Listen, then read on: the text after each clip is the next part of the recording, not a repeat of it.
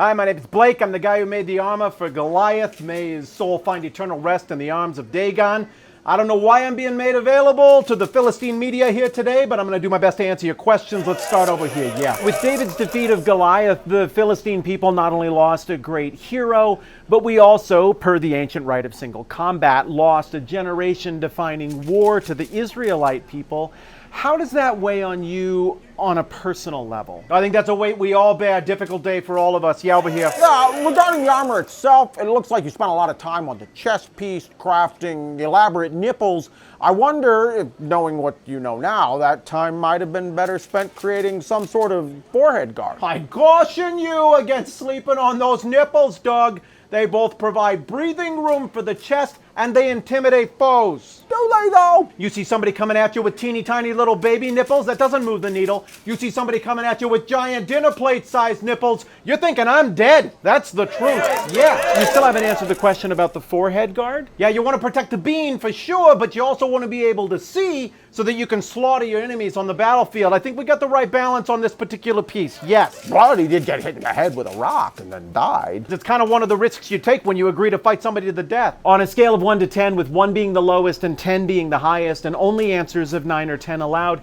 how would you rate your level of personal self-loathing after the armor you designed failed to protect Goliath and by proxy the Philistine people? No, you don't get to dictate a scale to me. I have 0 self-loathing. The armor was flawless. What? Yeah, if you could go back in time and change only one thing, would it be to improve that armor design or to prevent your own birth? I go back in time and prevent that sloppy dead hamster you wear on your lip. Do your children still call you Dad? Sometimes my oldest does call me by my first name, but she's going through an angry phase right now. Do you punch mirrors when you see your reflection? Once, but I was trying to smash a bug. Who do you hope your wife will marry after she leaves you? Whomever she chooses. I just so badly want her to be happy. Are you concerned that future generations, when referring to horrible people, will say literally Blake? I refuse to believe that future generations would ever saying that lazy. Will you hurl yourself on the funeral pyre? Probably not. Are you allergic to sackcloth? It's not technically an allergy, I just get bumps around my glands. What are you doing to prepare your buttocks for public shaving? Yeah, that's pretty funny, right?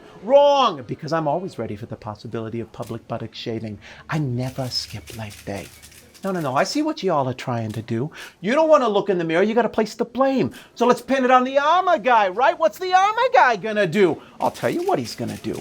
He's gonna say some things that ain't nobody else got the courage to say. Hey, Vaudeville, question for you. What do you do when somebody throws something at your head? I suppose I'd dodge. That's the smartest thing you've said all day. Baloney! Everybody knows that if you see something coming at your head, you quickly put on a helmet and lean into the projectile so it'll bounce off and fall harmlessly to the ground. You're making me angry, Doug, because you ain't telling the truth. And the point of a press conference is to get to the truth.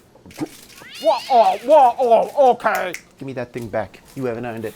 Look, my friends, nobody's going to mistake walrus chops over here for being a battle-hardened warrior. Yet when something was flying at his head just moments ago, he knew what to do. How is it then that our 10-foot-tall, combat-trained giant couldn't even muster a dodge? It's awful quiet in here. None of you smart guys want to take a crack at this one? Fine. I'll probably get myself in trouble, but I'll spell it out for you.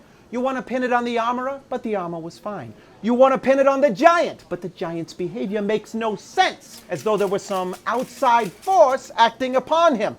What is this outside force? I'm so glad you asked. This whole fight was billed as a battle between 2 rival deities. Therefore, it must be concluded that theirs is the one true God. No disrespect to Dagon, I still think he's a pretty decent God as well. What's that about? What's going on there, guys? You make some good points, I'll give you that, but unfortunately the king has just ordered you beheaded. So, sorry. I hate press conferences.